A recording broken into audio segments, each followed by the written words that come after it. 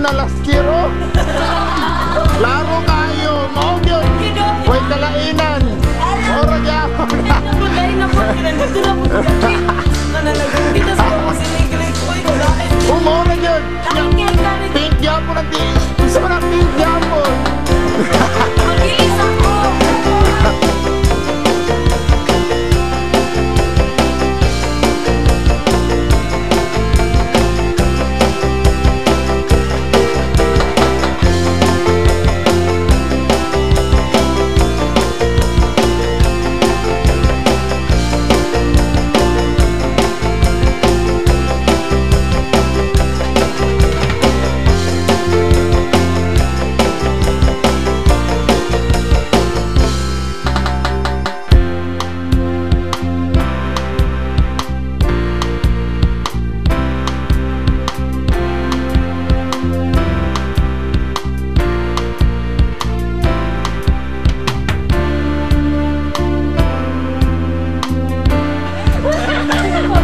Unsay imong gibati John? Ako gibati happy kay ko ay kauban ako sila. Ug ako magkauban sad, happy sad ko sa maabot nga youth camp.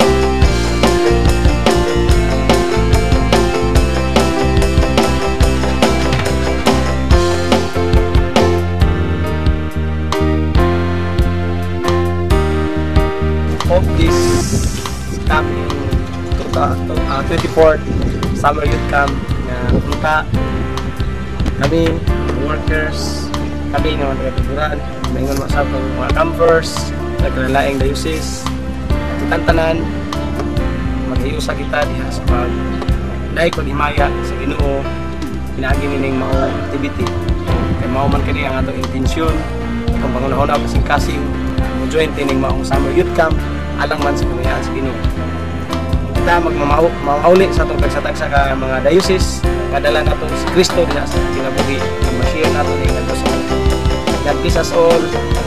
Welcome to the 24th Summer Youth Camp here at Holy Cross Academy of Jesus. Akong mga handom karon ika-24 pagtuig sa atong Youth Summer Camp. Ang naot ko ang mga batan-on sa nakalaing nga diocese nga masigurbo sila sa kadasig, sa pagsangyaw, sa maayong balita ngadto sa uban pa nga wala po din nakaila ng Kristo. Hinaut ko sa mga batan-on nga ang ilang makuha nining maong Youth Summer Camp nga ilang madala. God bless. Wishes and hopes for the summer camp. That is ikaw kaplagan nimo pagkayo ang uma sa Ginoo. Haptong magdugo ka diha kaniya kanang kaampuhan, kaamtungan, mapamit sa Ginoo sa iya. Padayon, ang Dios ang gumaling. Sa akong hopes nga spirit-filled ang camp nga makita jud sa mga campers kung unsa jud ba ang ilahang kanang pangita ug makaplagan pumunta nila in relation sa team sa camp.